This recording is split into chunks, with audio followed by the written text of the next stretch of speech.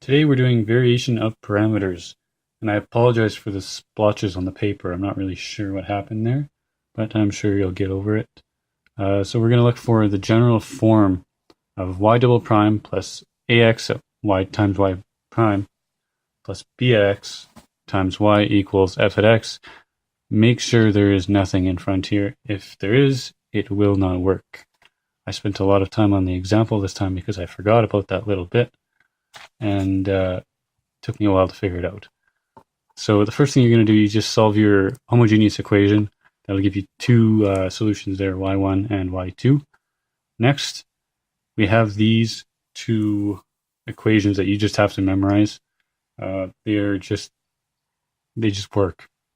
That's all I can say. We introduced parameter v1 and v2, and basically you just got to memorize these two equations here and put in y1 and y2 in there, and then you will solve for v1 and v2. Once you've done that, your particular solution looks like this: v1 y1 plus v2 y2, and then of course your final solution, your two homogeneous solutions plus your particular solution. And I know that's kind of vague, so let's do an example. We're starting out here. X squared times y double prime plus 2x y prime minus 2y equals the natural log of x cubed. And remember, bad business right here. We don't want that x squared, so we're just going to divide it out till we get y double prime plus 2 over x y prime minus 2 over x squared times y equals 1 over x squared times natural log of x cubed. So if we solve the homogeneous equation, I'm not going to show it here. You should be able to do that on your own by now. You get x and 1 over x squared. So now we're going to take these two equations that you have to remember, and we just plug in our y1 and y2 to get these two.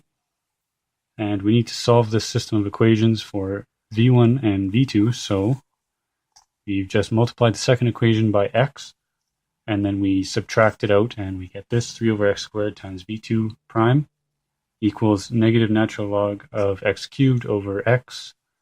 And if you rearrange, you will get v2 prime equals negative x natural log x. Integrate that out, do your integration by parts, you'll get x squared over 4 minus x squared over 2 times the natural log of x. Now, we're going to come to this equation, and we're going to remember we found v2 prime, so we're going to put our v2 prime back in there. That's negative x natural log x. And we are going to solve for v1, so you can understand that it's pretty basic. You get negative natural log x minus 1 over x. So your final solution, of course, has the form v1 y1 plus v2 y2. So here's our v1, here's y1, here's v2, here's y2. And then there's just a little bit of rearranging, and there's your final answer right there. That's your particular solution.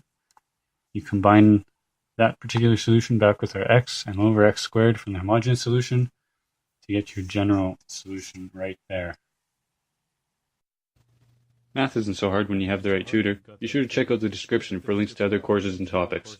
Also remember to tell your friends about the TheKFully channel.